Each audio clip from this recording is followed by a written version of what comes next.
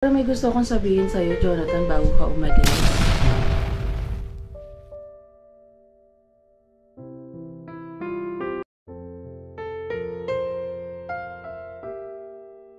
Jonathan, gusto ko sanang malaman mo na ang buhay ay may option.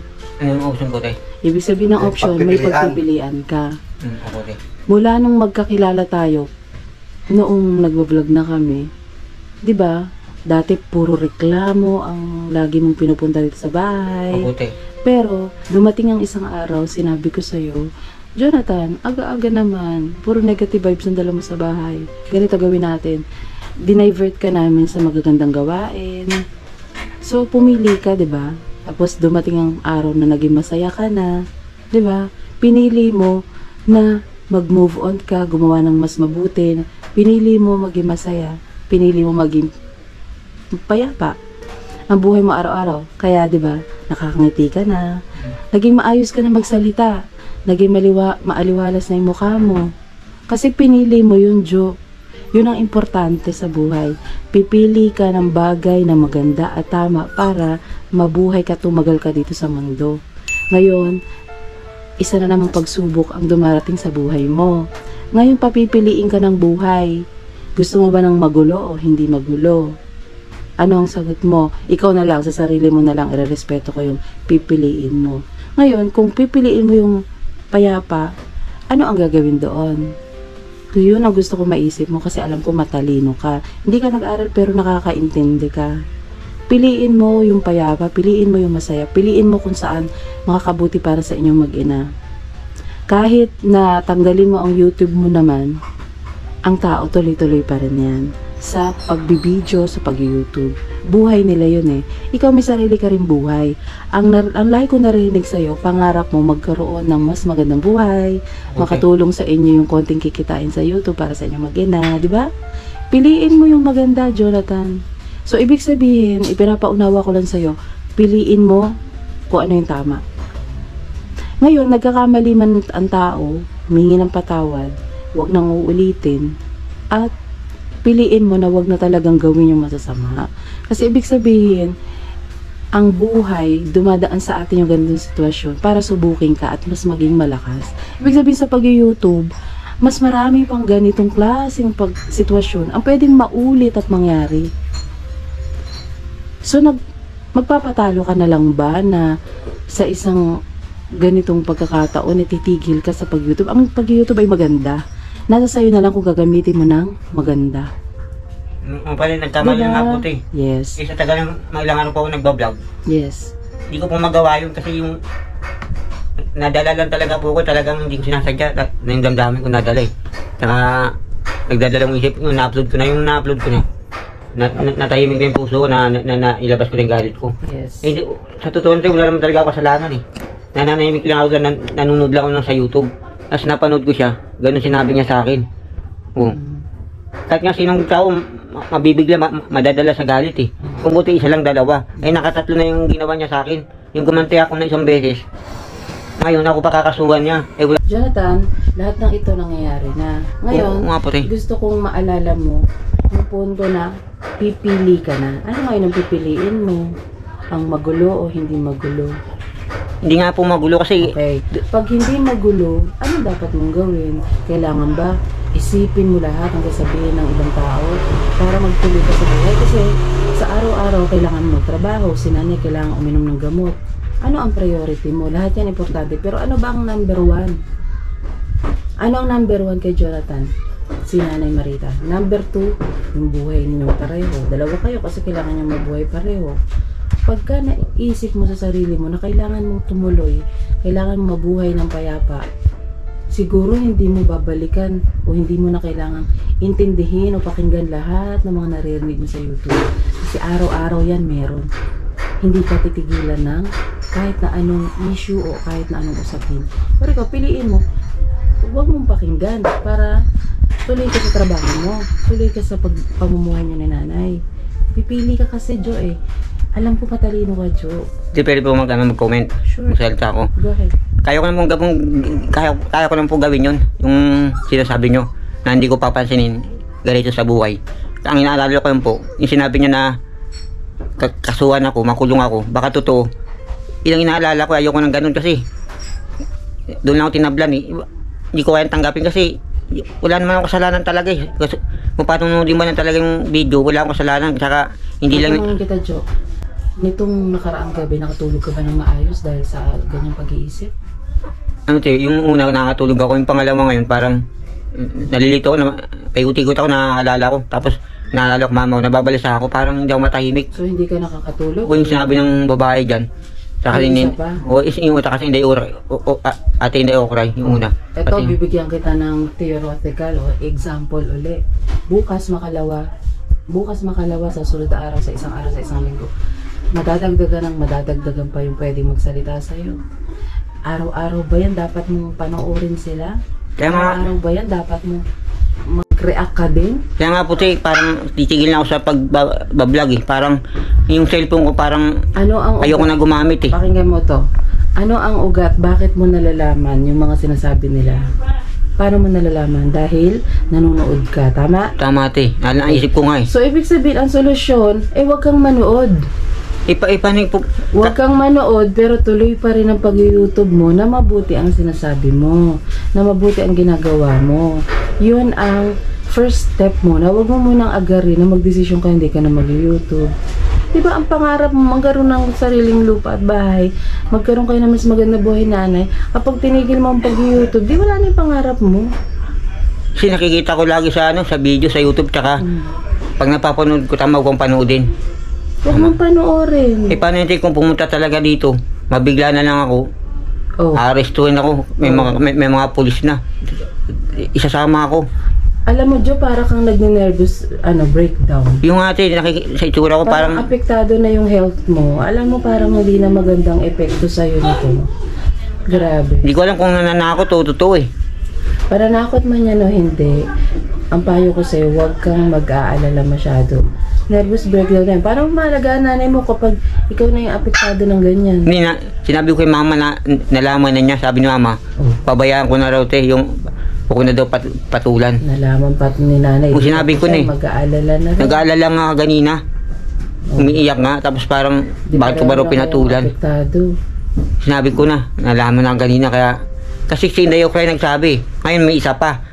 Ngayon, yung pala, magkakasama pala sila, magkakakampi. O sabihin na natin hindi lang sila dalawa, 10, 100. Ang payo ko, huwag mo silang pakinggan, huwag mo silang papanoorin na lang. Sige, Yun ang sige. unang hakbang na itutulong.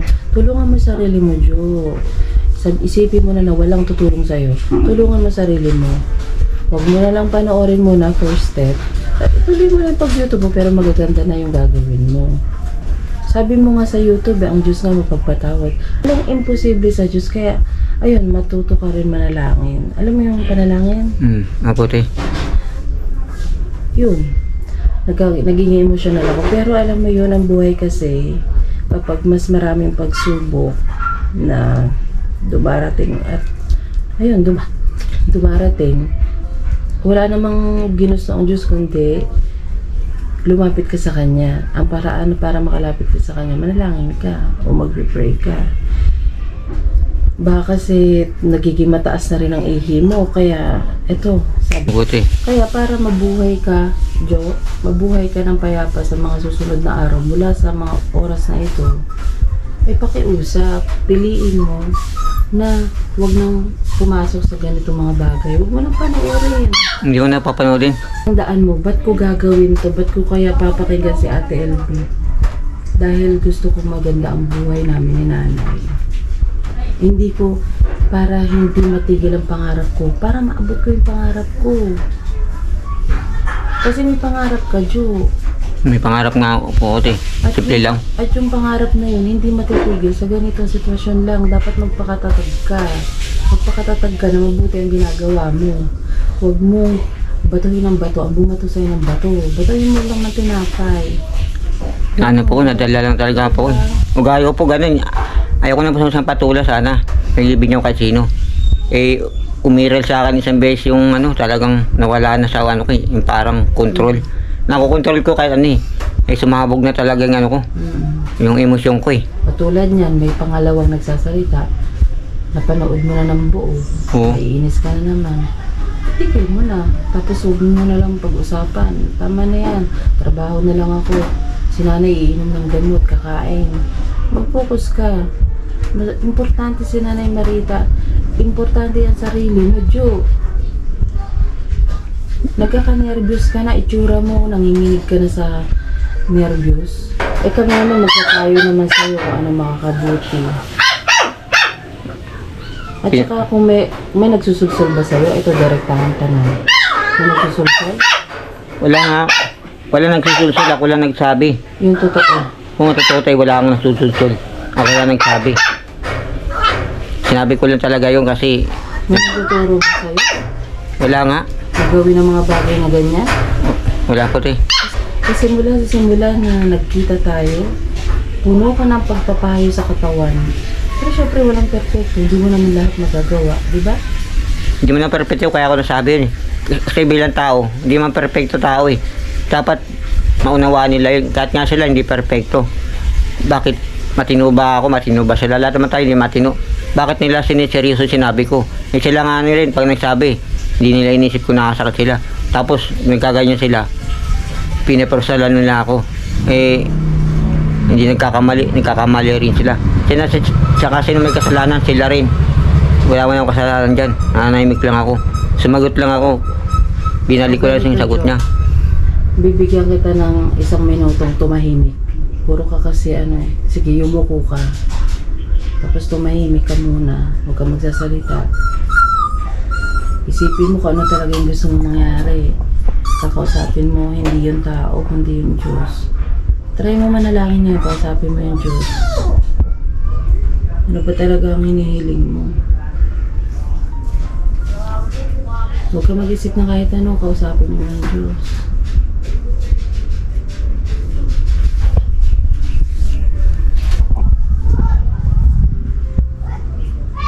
Ano ba talaga ang gusto mo?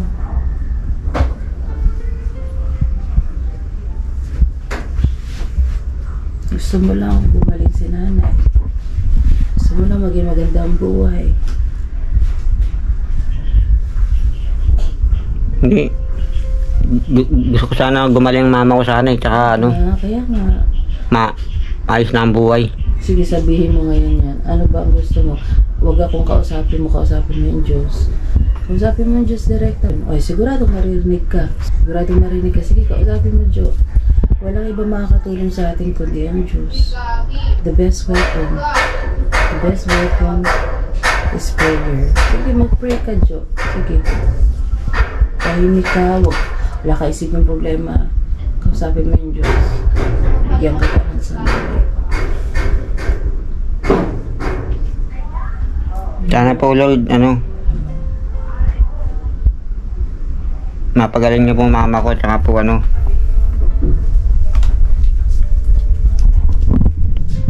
maayos na po lahat, tsaka yung sa akin po maayos na po lahat din, na wala na po akong problema. Sana po Lord na tanggalin niyo na po yung pagsubok niyo ito sa akin. Sa mama ko tsaka po sa akin, ilan po yung dalawa na gumaling na pa yung mama ko tsaka ako po.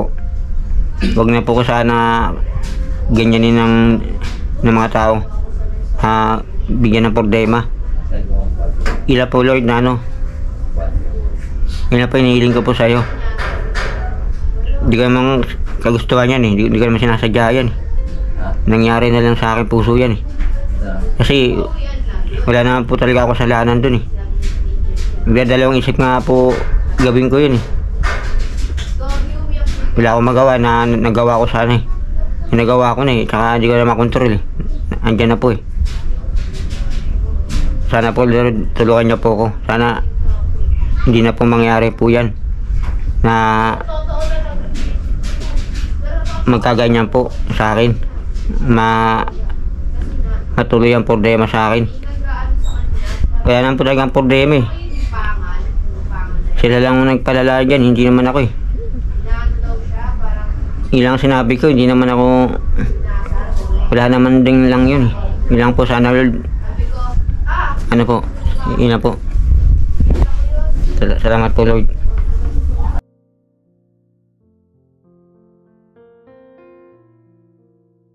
nagiging emotional ako kasi sobrang, ayun, alam ko nahihirapan ka na kasi. Diba? Yung puti. Kasi ano puti. Hindi ako matahimik. Dati hindi po nangyayari yan. Walang problema. Tahimik lang ako eh. Eh ngayong nakapag-pray ka na, pagkatiwalaan mo yung yung pinag-pray mo na yun na ibibigay ng Diyos sa'yo. Ha? Na yun na ibibigay ng Diyos sa'yo. Magtiwala ka. Kung hiniling mo ang kapayapaan, ibibigay sa'yo.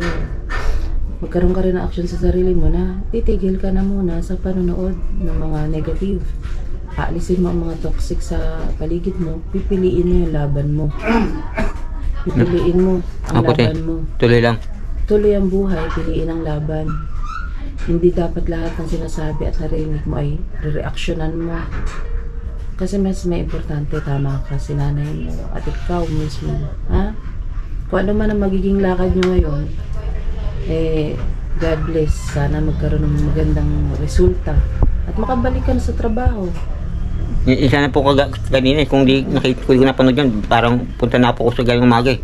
Kaso naudlot na naman kasi problema na naman. Bilang puti. Yan lang, huwag kang manonood ng mga huwag mong panoorin yung mga hindi makakatulong sa'yo. Paano yung take may pumunta na lang doon yung sinabi ko kayo na nabibigla ka na lang tapos ito pala hindi. Alisin mo sa isip mo yan. Nag-pray ka na, di ba? Puti, kaya. Nag-pray ka na. Magtiwala ka. Tiwala ka ba sa Diyos? Tiwala naman po kasi magtiwala ka na yung kinakatakutan mo, hindi mangyayari. Nagdasal din po ako sa ganyan, totoo yan po, nangyayari po yan. Kaya panatag mo na loob mo. Panatag mo na loob mo. Isubmit mo na lahat sa Kanya. Siya, ang Diyos ang bahala. Ang Diyos ang bahala. Mabuti na, napapinggan naman, ginawa ko na po yan, bumisa naman kuya. Ay, akala kasi, perfect ako, pinipindusan na lahat ng kamali ako, samantalang siya, perfect, walang kamalian. Walang taong perfecto, walang taong perfecto. Tinitingnan sarili ko, sarili niya, hindi niya tinitingnan. Laging tama. Sabi kasi, ano daw siya, diretsahan, parangkahan. Ako rin ganun eh, paras lang kami. Tapos, hindi niya rin maunawaan, kaugali niya rin ako. Mas grabe pa. Ba't niya ako sana hindi siya tablan. Pero nanalangin ka na, no? Maputi, nanalangin ako. Ipaubaya mo lahat sa Diyos, ipagkatiwala mo lahat yon. Magbago ka din, kung anong bagay na mali, huwag mo na ulitin. Hindi ko na po uli, nag-promise na po ako sa buong mundo po eh. At saka mas maganda huwag ka mag-promise sa tao. Dahil nanalangin ka, i-promise mo yan sa Diyos. Maputi. At ang daloy ng blessing, ay magtutuloy-tuloy para sa iyo. Ibigay ng Diyos ang pangarap mo. Basta nasa kabutihan ka. Sa Diyos na pong, yes. Pinamubaya ko na po sa Diyos lahat. Yeah. Yung lahat ng problema. Tama. Marupok kang tao na-trigger ka. Nandun yun bilang tao, pero pinabaya mo na ngayon, tama yan. Ganito, Jonathan, umayo ka at gawin mo yung dapat mong gawin. Pag-usapan nyo yung tungkol sa trabaho. Ikaw bahala. Kung anong pakay mo kay Kuya, sasamahan ka ni Kuya Renji mo. Maputi. Para mas mabilis, magmumotor na kayo. Maputi, sana puti. Kasi wala na po pamasahe. Ay, pangkain na nga lang to. Mamasahe pa ako. Tapos, ay pupunta ka na Kuya, kamusta si nanay doon? inayos ko na po yun. Ay, May pagkain siya. maputi. Tsaka, ano po yun, naggatas na po yun. Okay na po yun. Nagpaalam na po ako sa kanya. Ayusin ko muna itong ito. Tandaan mo ha, sa bawat ginagawa, huwag mong kakalimutan gumawa ng buti. Medyo, Maputi. baka mamaya galit ka na naman doon, magwala ka, wag. Hindi ko po gagawin yun. Bantayan mo yung puso mo. Maputi. Sige, labalis na ba kayo?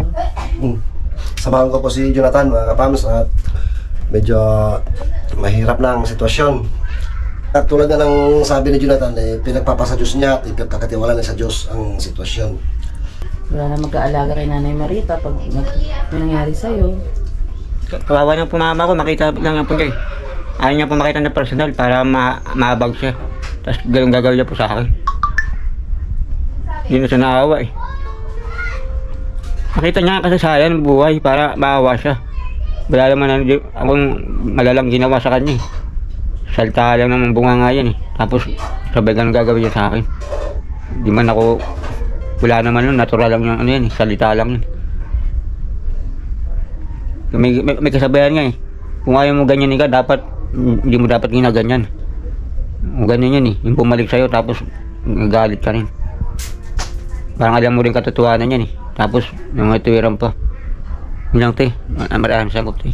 Oh, basta, ayun, sa mga susunod na araw, linisin mo ng puso mo, gawa ka ng mabuti, at huwag maging mapaghiganti. O, Kasi pati- sinabi mo nga na maghihiganti or whatever. Naiiyak na si Jo. Eh sige, maumayo na kayo at mag-ingat sa lakad ninyo, love. Para ano, Hindi na ito maulit, ayoko na ulit. Mahirap magsalita ng ano. Nagsalita ka ng mga isang beses lang. Ano ka na, delikado na. Bawal pala magsalita kahit isa lang. Dapat lagi kang perfect eh. Hindi man ako perfect, tao lang ako eh. At nga sino, hindi perfect, tao lang din.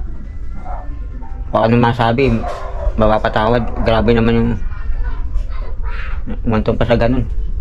Hindi naman ganong malala yun. Dito nga sa atin, nag-aasaran, kahit anong salita, nagbabatuan, okay lang. Samantala ngayon, grabe naman. Wala din na wala kasalanan, umantong pa sa ganun. Bakit kaya ganun? Ano pinagkaparin yun? Tao rin dito. Wala naman, so dun meron. Ang layo pa dito. Kapitbahay lang, wala naman. Hindi nyo na-experience eh. Di ba, kakaiba yun ah. IT ka. Ano yung pang mayayaman ba yung mga gano'n ng gawain datingan? Dito sa mahirap wala. Pag gano'n, may pera, meron. Yun eh, laki pinagkaiba. Yun mo dito sa mga kanto-kanto, kahit mag-anuhan ka, wala naman yan. Samantalang yun. Sa cellphone lang, social media lang nag-usap eh. Meron na agad. Di sa personal, kahit magsakitan ka lang. Wala naman. Yan, hindi naman nagkakasakitan. Meron. Baligtad. Kataka nga ako. Kaya dapat pala mag-ingat sa sinasabi. Nakalimutan ko yung ingat eh. May nagsabi na sa akin. Ayun, nadala lang talaga ako. Wala akong magawa eh. Yun ang kaya.